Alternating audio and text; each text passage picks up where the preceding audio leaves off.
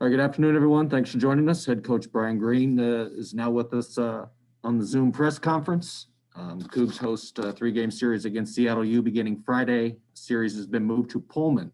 Coach, first question is going to be from Jamie Vinnick, a Coug fan. Go ahead, Jamie. Hey, Coach. Talk about playing at home a little bit. I mean, you guys thought you were going to have 24 straight or whatever it was on the road, and now here you are. You get a three-game series at Vandy Break. Well, Jamie, everyone knows February, March, if you want good weather, you're coming to Pullman, and we know that. And I can't tell you how excited we are. Obviously an unbelievable weather weekend that we have in front of us. 60 degrees on Friday, sunny the whole weekend. We had a spot with Seattle, just with their facility and the rain, and then it's 85 and 80% on Friday. And so we called and got this done. We're really excited. It's nice for this weekend, but it's also nice for us, with us just looking at Corvallis and Tempe, being able to take a break in between and get that extra day of practice at home and slow down a little bit. I think it's going to really help us. So we're really excited about it. And your first three-game series of the season, prior were both four. How does that change your rotation a little bit? Well, we get to kind of squash, that Sunday and Thursday guy into one and mesh them in. So we're really excited about that. 4-game series are tough, for everybody. You've got to have a ton of pitching. You've got to have, physical strength. You got to be mentally tough. So, and then you also don't want to, screw around with your guys early on in terms of Thursday to Friday, or more importantly, Friday to Thursday, if that be the case. So, for this weekend, you'll see Zane, you'll see Brandon, Will Sierra will get the Sunday start. That allows us to have Hawk and Dakota Hawkins into the bullpen. That allows us to have Ross in the bullpen.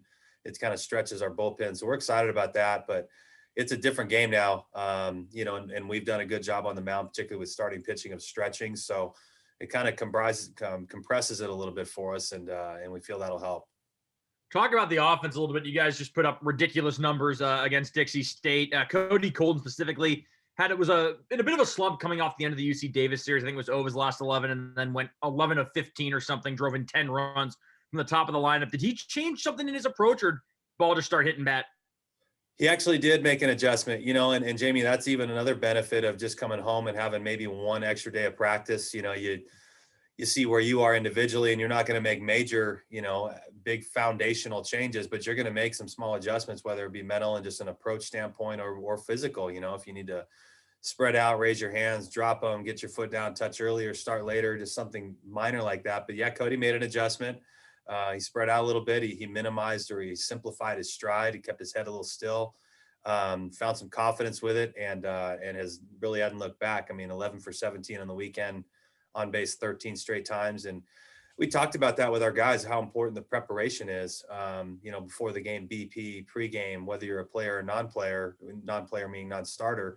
If you're working on your skills, if you're not, BP is using you, practice is using you. And Cody's a prime example of a guy who made an adjustment and then saw results, which was really cool. Montez made an adjustment as well, and he saw some results as well. So those are always exciting stories to share because, it gives the other guys juice to, hey man, the details are really important and you got to work. And then talk about Cody at the top of the lineup. I mean, you've got Manzardo and Tristan and Montez and all these guys that can just produce runs. And then your leadoff hitter drives in, I think it was 12 runs on the weekend. I mean, how much does that help you really stretch that lineup out to where your number one hitters, driving in guys like crazy too? Yeah, that's a spot that we went into the season. We were very confident and knew that we wanted Manzo to hit in the 2.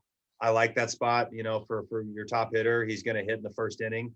And you can put another guy behind him who's going to hit in the first inning. You stretch it, you move it forward. So, with that first weekend, we were, you have Colden and you got Vandy, and you look at Brady Hill maybe, and, those guys who can steal a base, maybe drive some pitches. Brady has shown that he needs to improve at that area.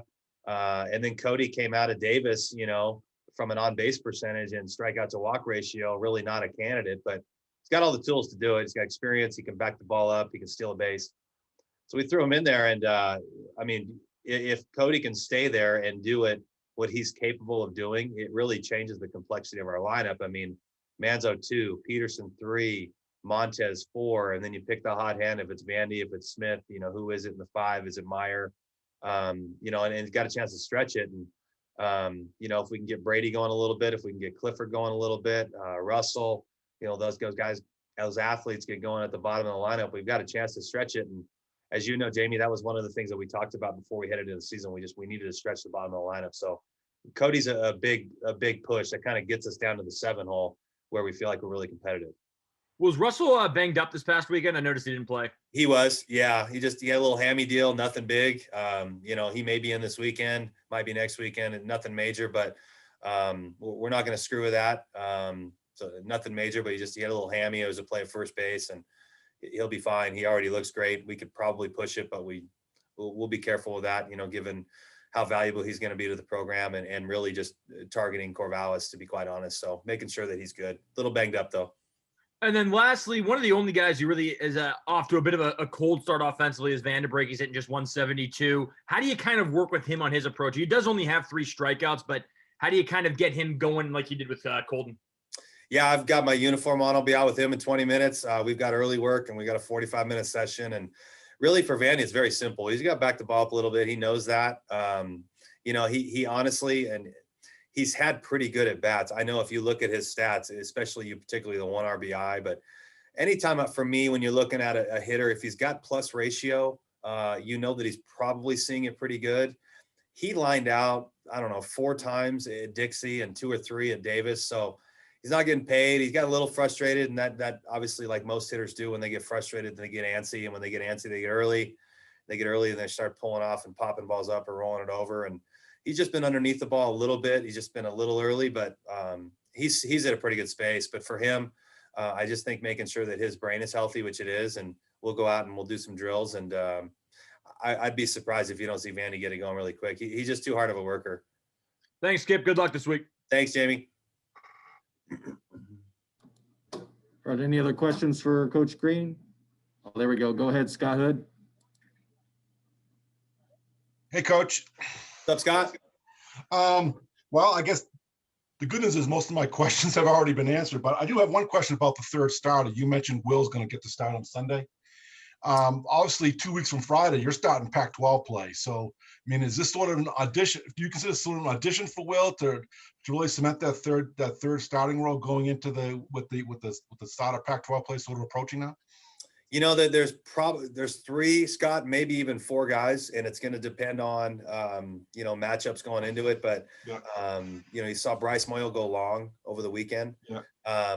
Will has had a start. Dakota has had a start. Ross has had a start.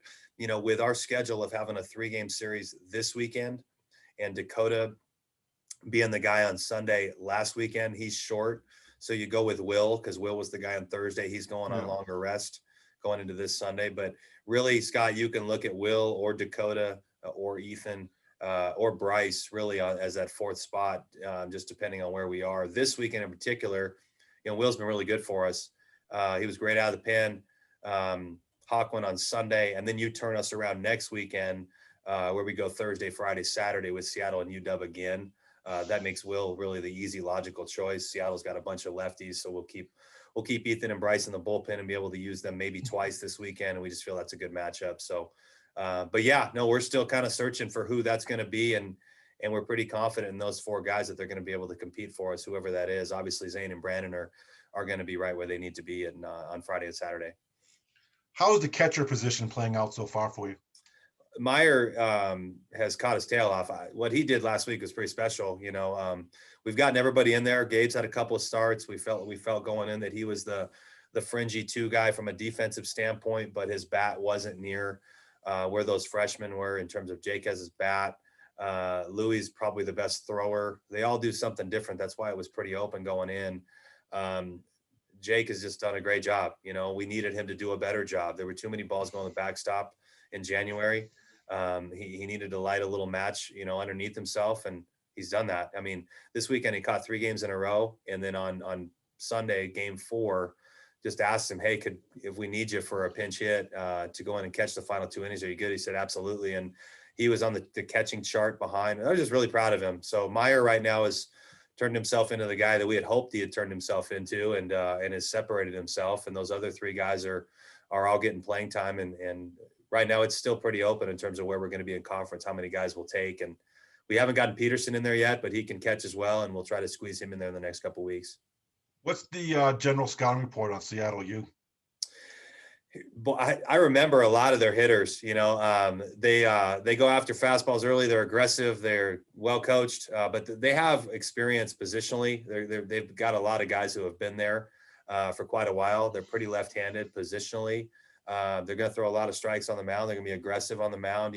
We've just started to get into their scouting report, but looking at them on video, they're going to challenge us a lot of the ways that Dixie and Davis did. And for us going into this week, we have got to cut our strikeouts down. I know we're putting up some nice numbers, but the ratio is not where we would like it.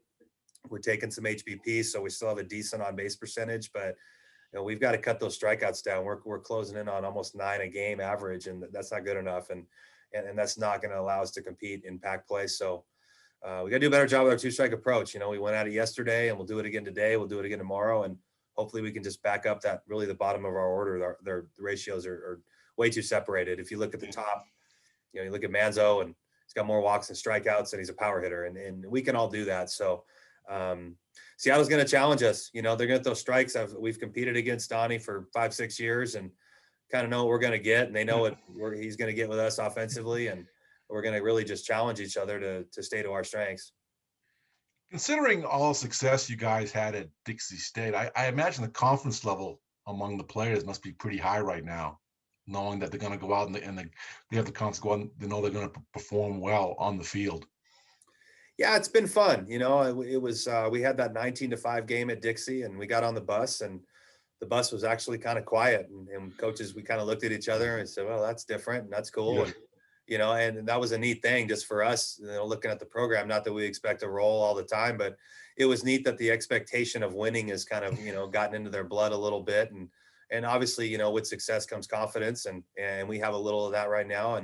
But we know we've got to prove it to ourselves, and we've got to prove it to the rest of the pack and the country and to our alum and everybody. So we're chasing that, Scott, to be honest. We're chasing, proving that we're as good as we can be. And we want to continue to prove that we can compete not only on a regional level, but at a conference level and eventually at a national level.